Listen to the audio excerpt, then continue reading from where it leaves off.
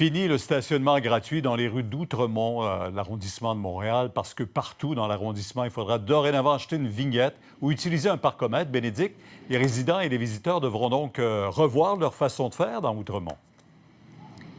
Oui, et ce qu'on disait du côté de l'arrondissement, Pierre, c'est surtout pour rendre la vie plus facile aux résidents, dont plusieurs disaient ne pas être capables de se stationner parce que les places de stationnement gratuites étaient utilisées par des gens qui venaient d'en dehors de l'arrondissement, par exemple. Alors, à partir de septembre-octobre, partout dans les rues résidentielles, il faudra y avoir une vignette de stationnement. Pour les résidents, ceux qui ont une voiture électrique, ça va être 100 $ pour l'année. Ça peut aller jusqu'à 140 $ selon le type de véhicule. Et pour, si vous prenez une deuxième vignette pour une deuxième voiture, ça va à 275 $. Maintenant, pour ce qui est des passes pour les gens qui viennent de l'extérieur, il y a toujours cette permission là, de rester 2 heures stationnés gratuitement, mais après ça, il faudra une passe journalière au coût de 10 $ ou pour les employés, par exemple, une passe mensuelle au coût de 100 $ par mois. Pour ce qui est de la passe journalière, il faudra aller la chercher soit au bureau d'arrondissement, possiblement dans des dépanneurs qui les vendront également.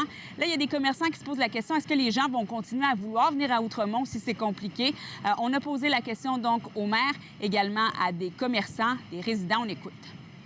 Moi, je suis persuadé que l'ensemble de nos résidents vont voir ça d'un bon œil, vont finir par être contents des mesures qu'on met en place, mais il faut absolument bien faire l'explication pour s'assurer qu'ils ne se sentent pas brimés d'une façon ou d'une autre. C'est évident, ça peut amener une perte de clientèle.